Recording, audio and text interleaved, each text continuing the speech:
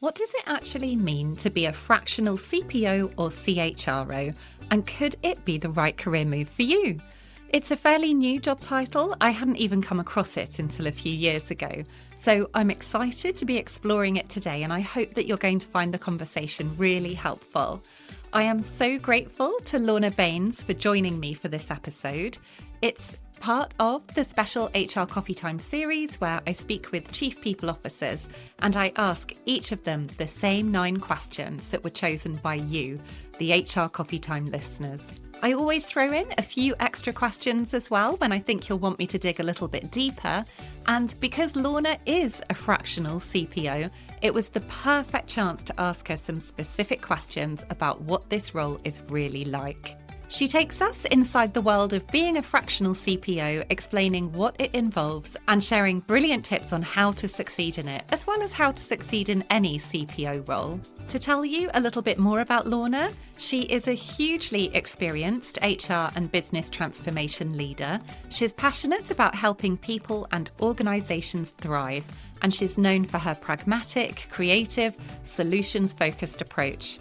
Over her career, she's worked across sectors as varied as tech, financial services, retail, telecoms, research, film, and not-for-profits, building energising, collaborative relationships and delivering real results. For the past 7 years, she has thrived as a fractional CPO, and in our conversation, she shares why more organisations are choosing fractional HR leadership, the team structures and scaffolding that make it work, the habits and practices that help her deliver impact while balancing her consultancy work that she also does. And she also shares her down-to-earth advice on handling imposter feelings, building your network, and remembering you don't need all the answers to succeed. And just in case you're new here, before we dive into the interview, hello, I'll quickly introduce myself. I'm Faye Wallace, a career and executive coach for HR and people professionals, as well as being the creator of the Essential HR Planner, the Inspiring HR Leadership Programme, and host of this podcast. It is wonderful to have you here. Thanks so much for tuning in or watching if you're watching on YouTube. I can't wait for you to hear from Lorna, so let's jump straight into the conversation now. We're going to dive straight into hearing her answer to my very first question, which was, how did you get your first Chief People Officer role? Well, first of all, I think I've been acting like a Chief People Officer before I was officially a Chief People Officer. In fact, I'm sure I have been.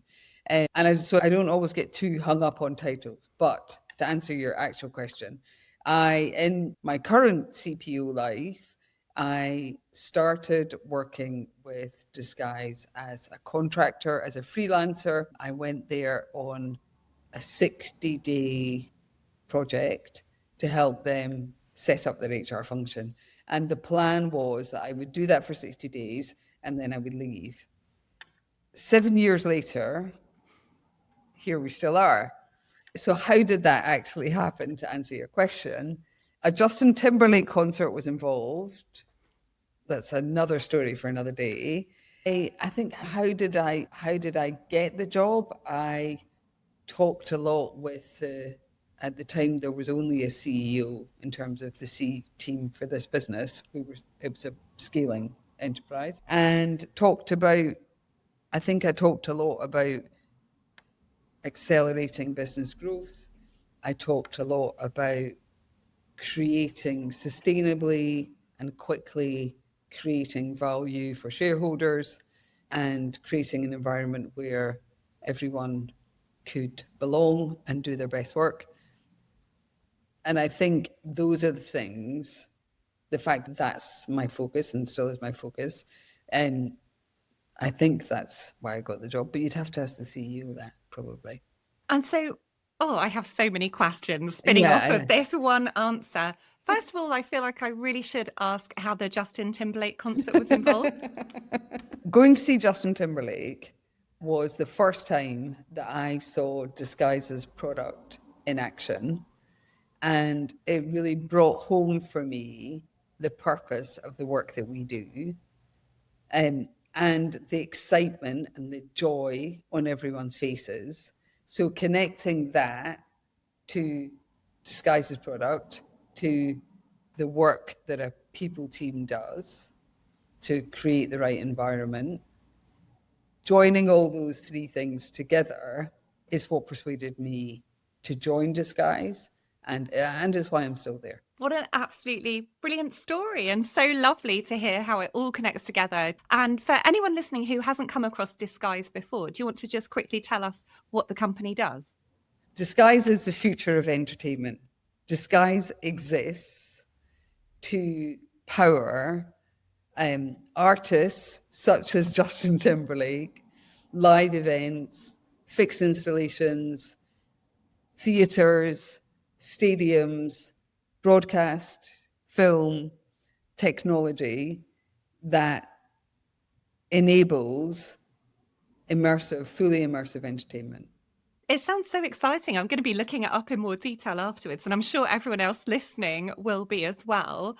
Now that we've found out the Justin Timberlake connection, I'm just going to go back one step actually with the question. So you said that you joined and you were just supposed to be there for a really short period of time. When you joined at that point, what was your role? What was the actual job title that you had? I think it was just HR consultant. I don't even know if I had a title, actually. It was a very early stage enterprise at that point. And so how did you get that very early stage enterprise role with them? Ultimately through my network, ultimately through the connections that I've made, through someone that I know. I'm a huge fan. I don't like the term networking, but I'm a huge fan of building and maintaining relationships across industries, but particularly across the HR community. And really that has stood me in really good stead across all of my work, across all of my career. I think would be my top tip, is to focus on the network. All of my work has come from my network throughout my whole career. Oh, it's so great to hear you talking about it. I think that you may be our first CPO guest who has actually talked about the power of networking. And it's something that I hugely agree with. In fact, for anyone listening who thinks, oh, I'm just not great at networking, or I don't really want to do it, or just feels nervous about it, I have a whole host of other episodes dedicated specifically to helping you build your confidence with that, and also explaining in a bit more detail why I think it can be so helpful for your career. So for anyone listening or watching right now, make sure that you listen all the way to the end, because I will share the episode numbers and the titles of those episodes for you. Unfortunately, I can't remember them all off the top of my head. Now, we've got so many episodes of the show now, but well, thank you for sharing that, Lorna, because there are all these statistics saying that like 70% or 80% of roles are never actually advertised. So many of them are spread and materialized through word of mouth. But I think that when you're looking for your next role, it can be easy to forget that or not fully believe it. So I'm really thrilled that you were able to talk about that with us. Yeah, and I think it's important, not just for looking for your next role. I think, for me, it's about relationships outside of your own job and your own organization. And I think I talk to people about this all the time. It's much easier to build networks when you're in a role. And it's also very easy not to pay attention to that because you're head down, busy, etc., etc. But it's so important and it's so enriching. And even as I say, for me, it's not just about finding work, finding your next role. It's about different perspectives. It's about building community that support HR people, love supporting HR people. And for me, that's the most important thing actually about networking, is having a crew that you can lean into if you need to hire someone in Finland and you've never hired someone in Finland before. And this for me became really apparent in COVID, when we were all supposed to know what furlough was. No idea. I had absolutely no idea. And no one did, honestly, no one did. We all pretended we knew, but we didn't. And that for me was a real moment of, this is why connection matters. This is why the network matters. Because we all leant in and supported each other, both with what is furlough and more importantly, with how are we helping our organizations deal with this? How are we helping each other through this most tricky time for HR professionals? Although I don't think so far from any of the interviews we've had with CPOs, someone has specifically said that their CPO role came through their network. I've actually been a bit surprised that that hasn't come up yet. Something that has come up is the benefit and the power of community and actually how important that is. So again, it's wonderful hearing you talk about it in even more depth. And the reason that I am lucky enough to, and everyone listening is lucky enough to have you on the show today, again, is because of the power of networking. I met someone that you knew at a event, mentioned this series, and she said to me straight away, "Oh my goodness, you have to invite Lorna on the show. She's the most incredible CPO." So your network is definitely out there singing your praises, Lorna. That's But I great. better move us along. I always start chatting around the first couple of questions for far too long and then panic I'm going to run out of time at the end. So I'll move us along to the next question, which is, for you, what has been the biggest difference between being an HR director and being a CPO? I think the biggest difference, and again, I'll caveat with this thing about job titles, because I know some people who are in HR director roles who are really doing a CPO job and vice versa, etc., etc. But the question was, what's the key difference?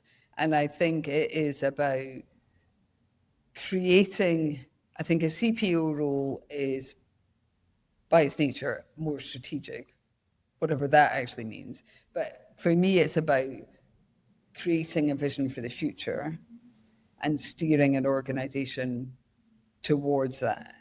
And it's about being able to, and I think this is a unique requirement of each CPOs, is being able to look around the corner and potentially look around the corner at an upcoming car crash and find ways to mitigate or avoid that car crash. That's on the negative side, but also to look around the corner at trends in society, trends in the future of work, trends in your industry and your sector, that impact people today and will impact in the future. So it's much more future focused, I think, is the key difference.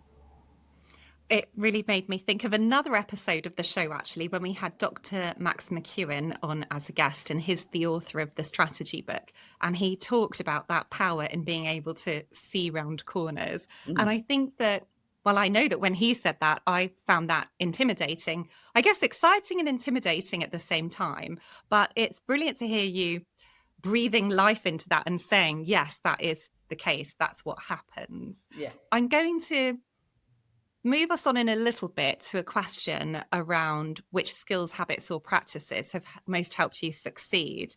Yeah. So you may talk about this then anyway, but I'm just really curious to know, how do you develop that ability to do that, to have that future focus? Because I can imagine for people who are earlier on in their HR career, that's sounding quite daunting.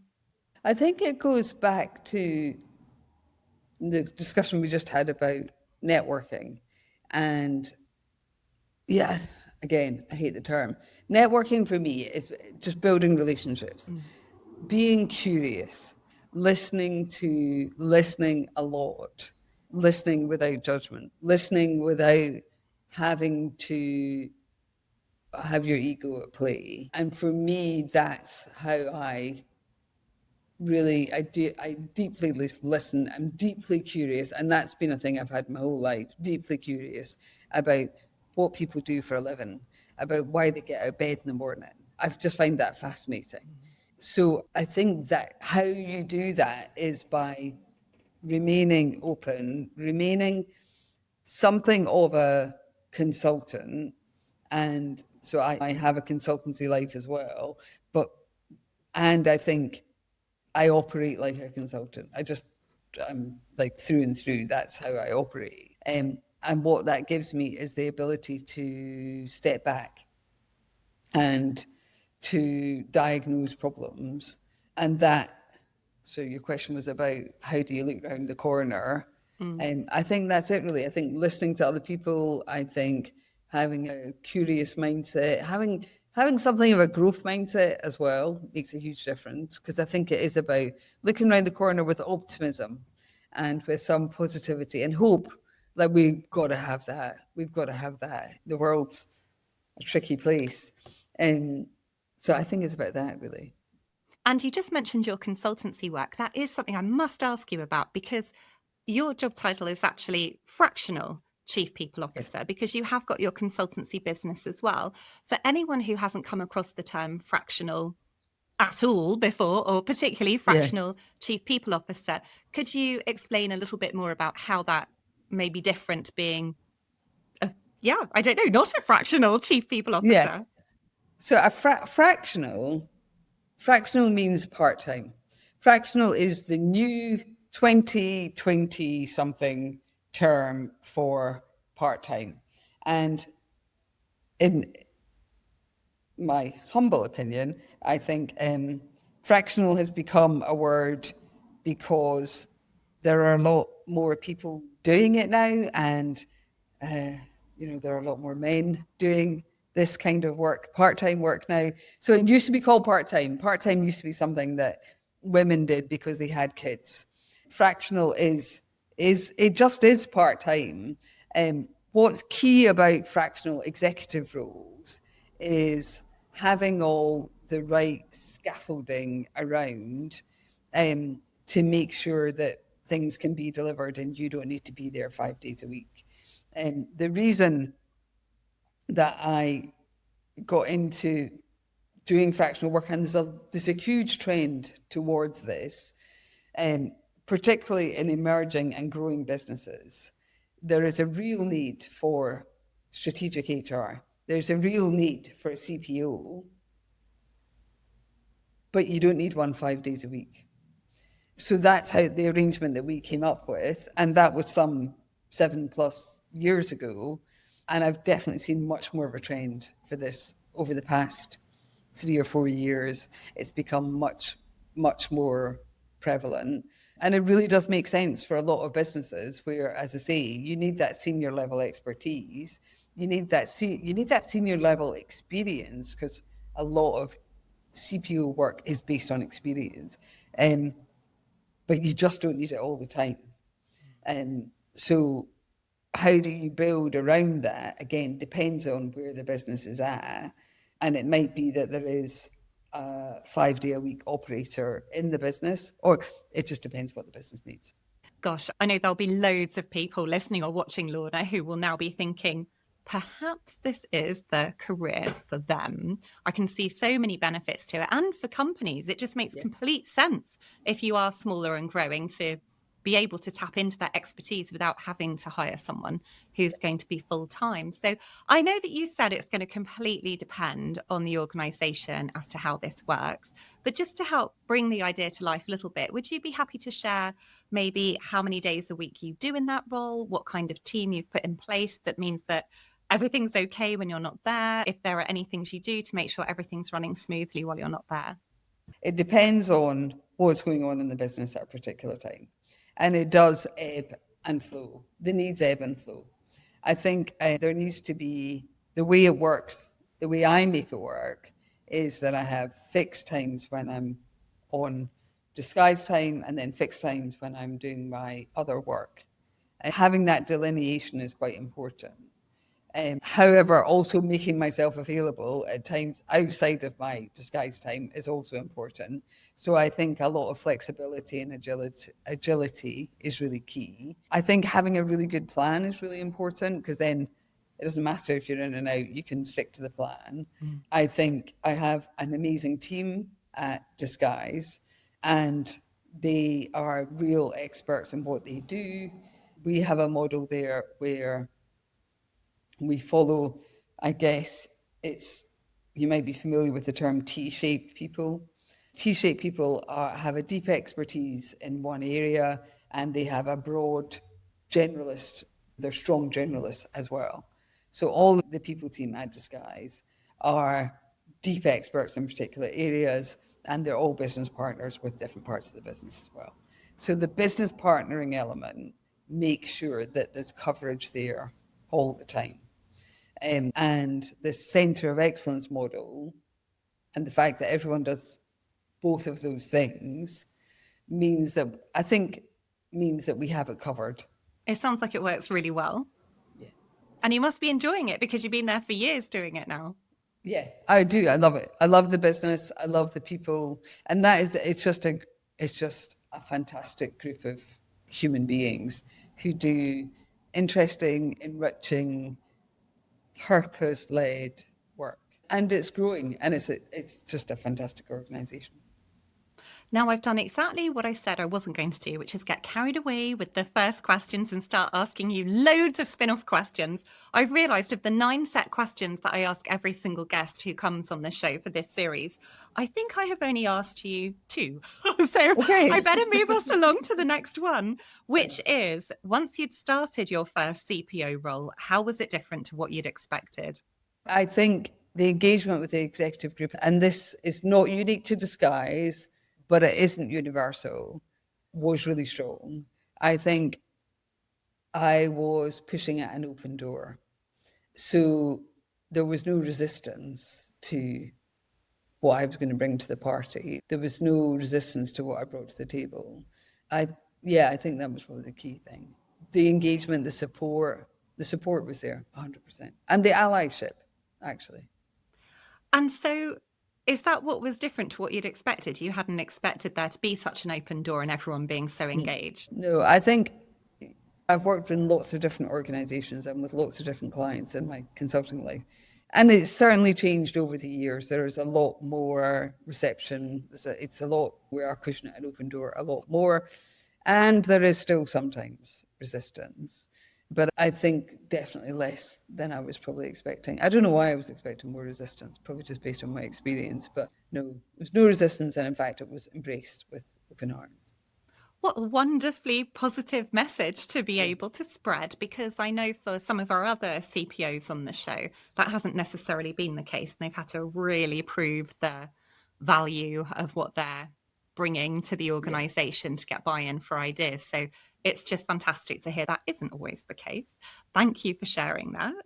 And then here's the question that I had warned you is coming up, and I can't wait to hear what your answer is. You've already shared some of these things with us, but if I could ask you for even more, the question is, which skills, habits, or practices have most helped you succeed as a Chief People Officer? Yeah. Okay. So I think the skill is connection with people, a deep curiosity to understand what's really going on with people. And I think I am skilled at understanding that and then doing something with that understanding. I think that's probably the key skill for me, because I influence through relationships. That's how I build networks. So it is about relationship building. So you said skills, and there was 2 other things. Skills, habits, or practices? Habits would be, I'm not the most consistent individual, and I have to work really hard on consistency, and I have to work really hard at going back to the plan, going back to making sure that we deliver what we said we would deliver. So those are habits that I've kind of brought in, but it doesn't come naturally to me. A habit, is this a habit or just a desire to support people? I always come from a place of assuming best intention. I think 99.9% of people get out of bed in the morning and they want to do good in the world, and they want to make the world a better place in whatever way. Maintaining that habit, and that's not always easy, but really kind of always catching myself on, if my mind goes in a different way, to go back to that, assume best intention, assume that people want to do the right thing, That's a great place to start. And sometimes I'm proven wrong, but not very often, because most of the time people do want to just do the right thing. Practices, I've probably covered practices, I think. I'm intrigued by what you said when you shared the fact that you don't necessarily find it easy to do things like sticking to the plan. So you have to make sure that you are Yeah. doing that. Yeah. How do you make sure that you are doing that? What little things or one thing maybe have you put in place that means that you don't let yourself get distracted and carried away by other things and you do make sure that you're Yeah. checking in with the plan, doing the plan? Yeah. I mean, for me, it's kind of, it's the old, I think it's called the Pomodoro technique, the kind of giving yourself 20 minutes of focus time. And I set 20 minutes on my watch. And I'm really good at actually doing a plan, doing a list, redoing the list. I have a list of lists. I'm completely driven by lists. And actually making that, because there's things that we flourish at, there's things that we're all really good at doing. This is the nature of being human. And there's things that we're not so good at. So the things that we're not so good at, I have to be intentional about. And I put on some kind of ambient music and put my headphones in, and I'd say to myself, I'm just going to do 20 minutes on this one thing that I'm not that fond of doing. And 20 minutes becomes 40 minutes or whatever. It's like going running or exercise or whatever. I always say to myself, I'll just do 20 minutes, and I always do more. Yeah, it's about intentionality, I think. It's about intentionality. And it's also about, because I care deeply about the people around me and the people that I work with. My way doesn't always suit everyone else. My pace doesn't always suit everyone else. I have 25 ideas before breakfast, and I want to change things, and I want to rearrange things and reorganize things because I've got some new information. I've got a great new idea. That doesn't work for everybody else. And I think when I had that moment of, oh yeah, okay, it's not just about me. I have to adapt my style to other people. So I think that keeps me true as well. The fact that everyone else needs to know what on earth is going on. Everyone else needs to know, just because it's all in here and I've got it all going on, I'm fine. I know what's going on. I know what's coming next. But it's really important for other people. So I think that's what keeps me true. I think that's what keeps me right with that. Oh, I think it'll be a relief for many people to hear that you're not completely perfect, that it's Oh not my goodness. easy to necessarily stay on track with plans, because I think it's easy for us to think or to put people on a pedestal, especially if they are in a really senior level role, Yeah. and think, oh, they must just be brilliant at everything. But actually, the planning, the organization, the communication, they are all things that so many of us can struggle with. Me, definitely. I actually created, I don't think I'll have shown it to you before, Lorna. I've got something called, hang on, let me lift it up so I can show you if anyone's watching on the video, the Essential HR Planner, Very which is good. because I am not a naturally organized person either. And I sort of learned the hard way that I had to find ways to get myself more organized. And with HR being often a very, very busy role, it is something that is so important. So thank you for sharing how the Pomodoro techniques work so well for you. Yeah. And yeah, and bearing in mind the impact as well that all of the work that we do has on everyone around us. I know that in almost any engagement survey anyone ever runs, one of the big things that often comes back is a perceived or a real felt lack of enough communication coming from senior leadership. So again, I think you touched on something that's just so important Yeah. there. Yeah. But moving us on to the next question, it is, what is the biggest challenge you've experienced as a Chief People Officer? Key challenge actually has definitely been the COVID era, the COVID years, and the knock-on effect of that. I think. I think, of course, COVID wasn't a good thing. I'm not saying it's a good thing, but there were some good things came out of it in terms of how we work, how we connect, how we communicate, and but it was the most challenging time. It was the most challenging, I think, for me as a CPO and for every other HR person I've ever spoken to about this, and that's many. And the challenge was we had all this stuff going on in our own personal lives, and we had our own kids and dogs and whatever, and fears and elders who were sick and all that kind of jazz. And we were making business transformation decisions, and we had to get everyone home, and we had to worry about everyone else's health and well-being, and none of us knew what furlough really was. That was definitely the most challenging period. In terms of what's actually been the biggest challenge, I think it is maintaining balance. I think and I talk about this, I think about this a lot, about multiple things being true at the same time. I think that as humans, we want a silver bullet. We want one answer.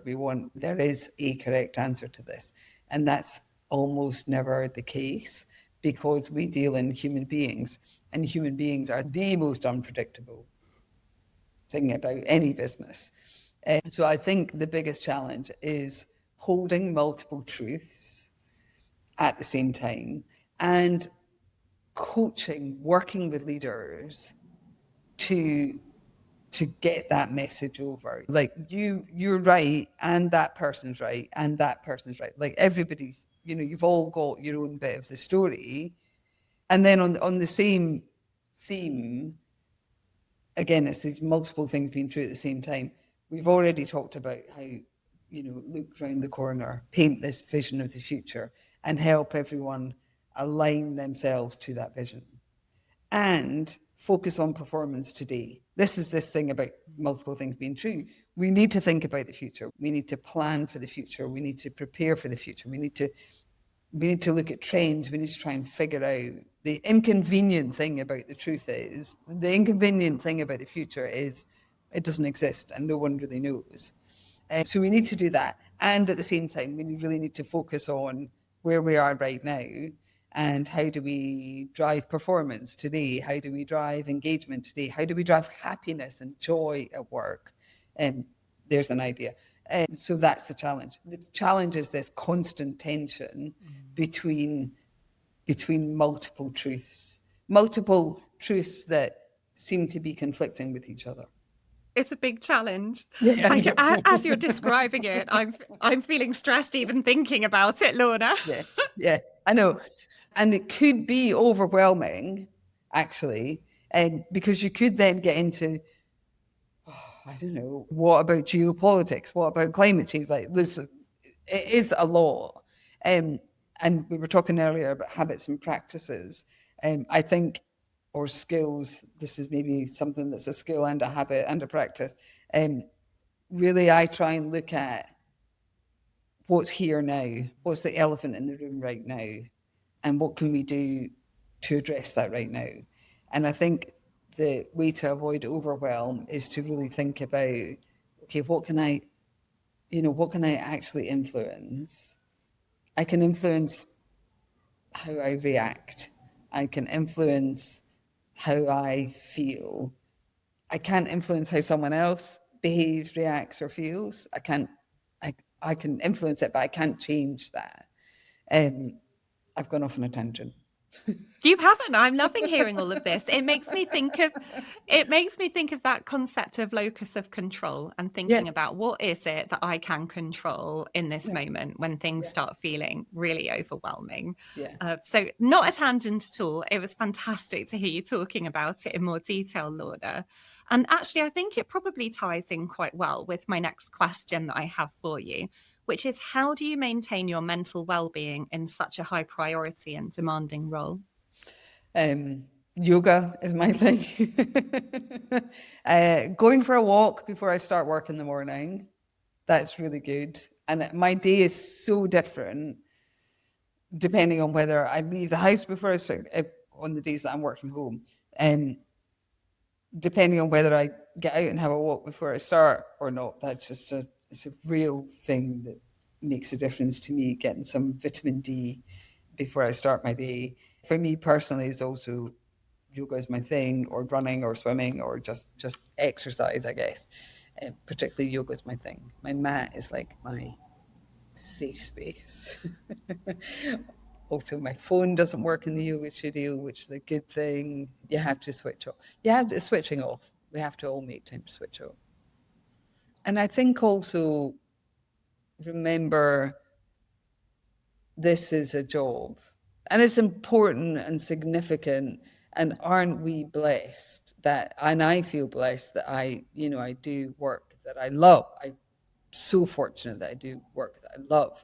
And I'm also very conscious that this world that I've created, this world of two jobs, and I also have a family and three children, and like I've created this. I wanted this. So there's no point complaining when it's busy. Oh gosh, I haven't done yoga in so long, Lorna. You're making me think I need to unroll the mat and start giving it another try. And I You know there's should. I should. You're right. You're right. I should use this as motivation to do it.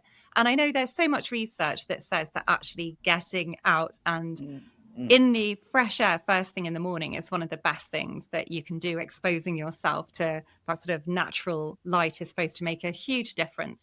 But I think the thing that hit me the most out of everything you just shared is the fact that it is a job and that we have got lives and we have to be careful, don't we, not to lose ourselves to our work, especially if we are really committed and we do really enjoy it. It is really important that it can feel hard to maintain that perspective sometimes, but it's just so important. Yeah, 100%. And I think my younger self definitely tied up too much of my own identity with work. And as I've got older, it's got easier to untangle those things. And also, it's got easier to let go of ego. And I think that's such an important thing, particularly in the jobs that we do, to, as much as you can. And I'm human. I have an ego, of course, but I try very hard to leave that at the door and not to bring that to work. And I know that I'm much more effective on the days when my ego doesn't get in the way, and I'm much less effective on the days when my ego gets in the way. And we see this all the time, don't we? We see this all the time. And it's perfectly natural and human. And it's something I'm certainly always working on. And I encourage other people to do the same. You shared so much amazing advice with us already, but I am going to ask the next question because I'm committed to asking every single question that I've got in front of me. And that is, what advice do you have for anyone listening who would like to be a chief people officer one day? I would say, first of all, I would say go for it if that's what you want to do. I think it's a brilliant role, and it really does depend on the organisation. But I think it's a massive privilege. It's a massive privilege to be able to influence the direction of an organisation. So, I think my first thing would be absolutely go for it. Don't hesitate. Don't hesitate. And I think lean into your network. We've talked about that already. Have a network, lean into your network, seek help when you need help. Don't think that you're going to have all the answers because you're not. And that's absolutely fine. That would be my key thing, actually. I think don't think that you need to have all the answers because you don't. You don't. And one of the key things that I think is really important is to become a trusted advisor to leaders around the business. And that means you have to build trust and you have to maintain that trust. And you have to manage a series of relationships, obviously, at the same time. So I think that's the key thing is focus on the relationships. And I would say that because I'm very relationship led, but focus on the relationships and don't be scared to ask for help.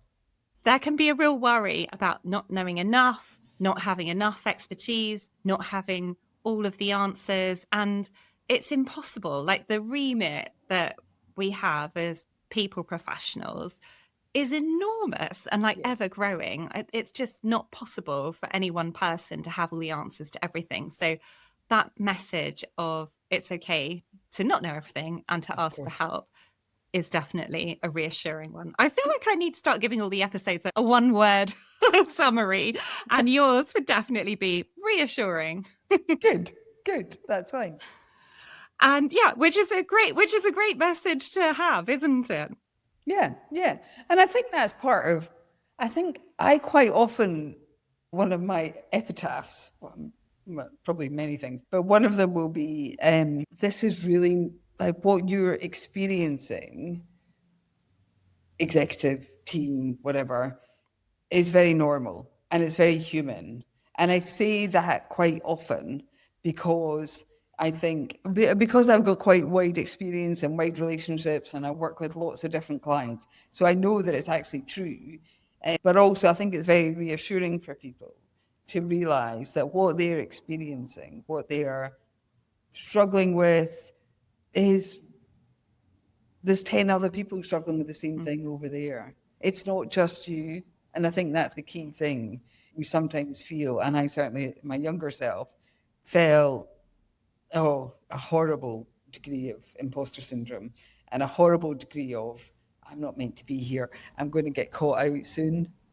I, all the time. Now I'm much more comfortable. No, it's fine. But yeah, I suppose that's the thing to watch out for, and to, you deserve to be here. If you've been hired into this role, they've hired you for a reason because you deserve to be here. If you think you don't deserve to be here, that's probably in your head and not theirs. And what do you think helped you to overcome those feelings of imposter feelings, that imposter syndrome? Experience, really having some great mentors, working with some great leaders. Therapy has also helped. Highly recommend. And getting to that stage where I can always play back, you know what, I've been here before and it was fine. Last time I did this thing that I'm now terrified of, last time I did it, it turned out fine. And I have to kind of, that's just self-coaching, I guess. That's the thing that really helps me deal with, any kind of feelings of, who do you think you are?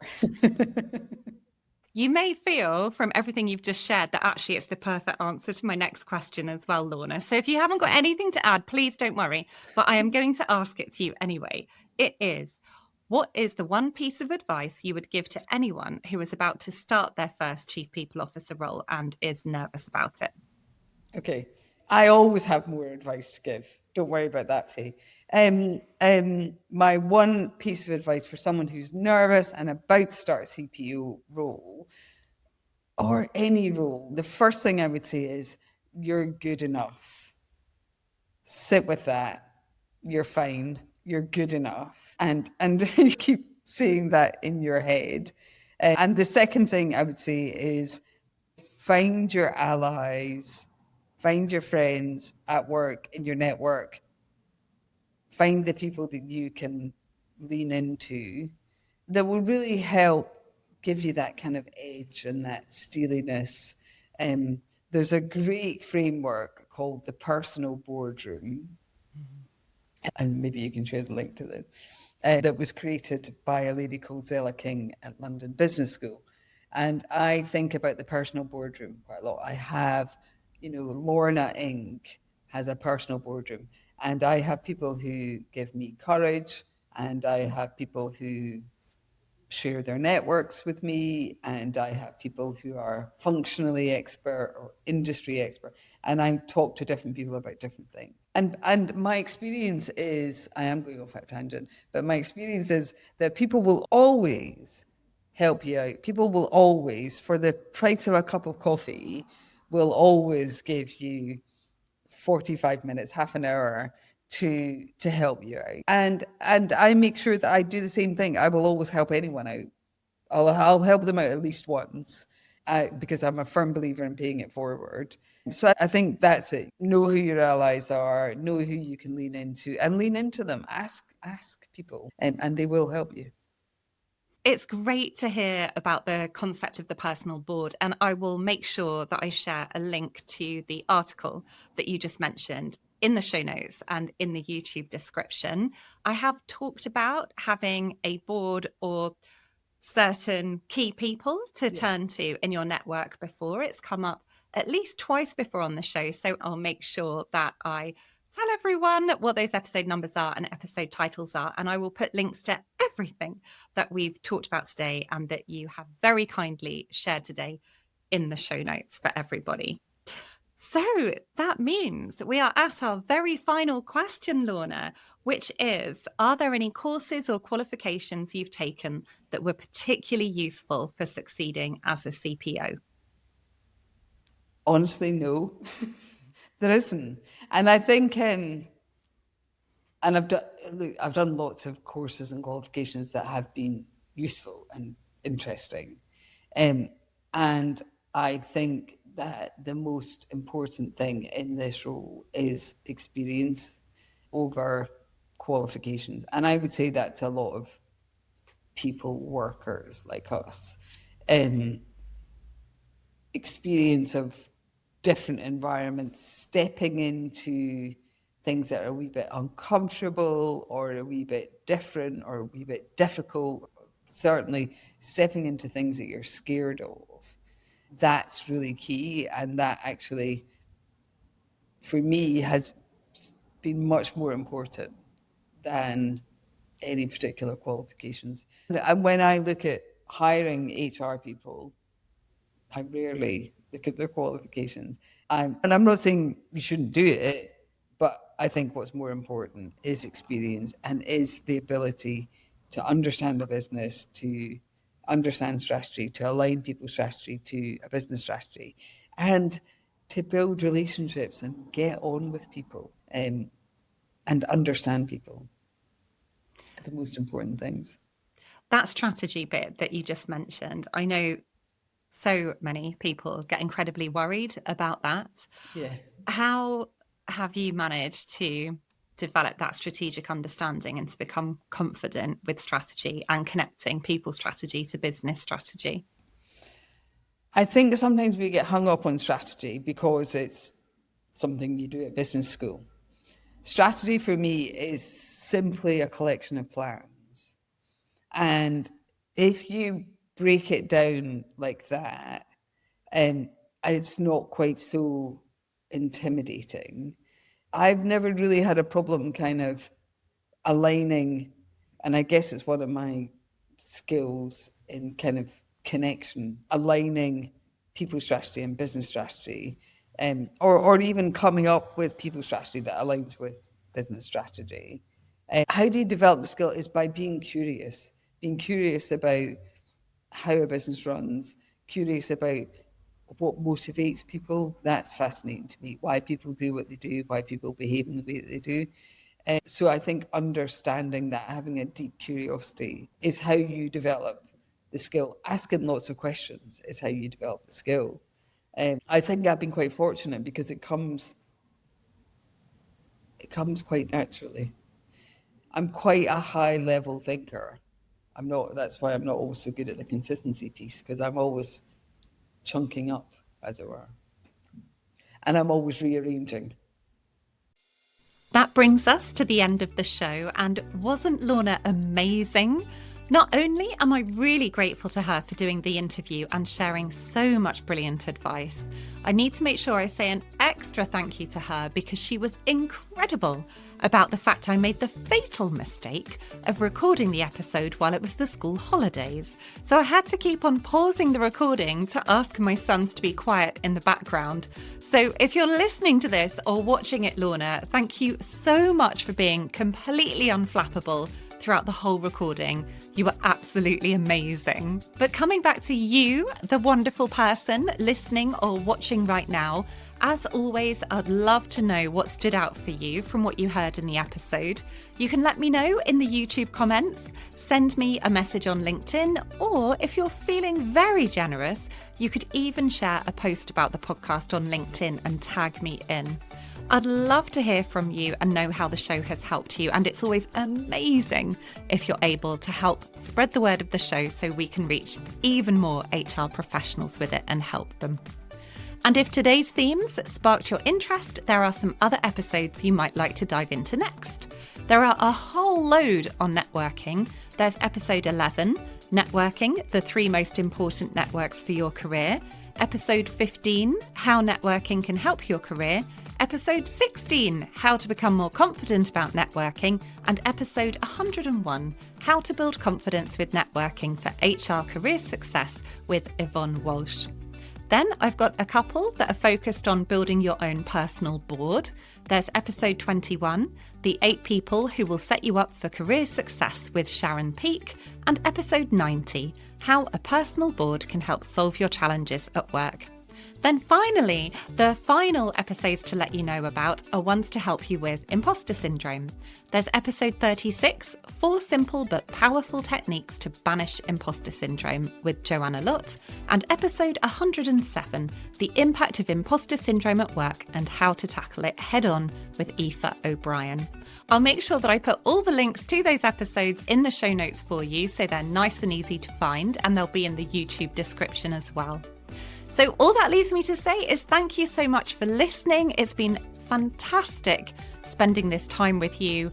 I'm really looking forward to being back again in 2 weeks' time with the next episode for you, where you're going to get to meet another fantastic Chief People Officer guest.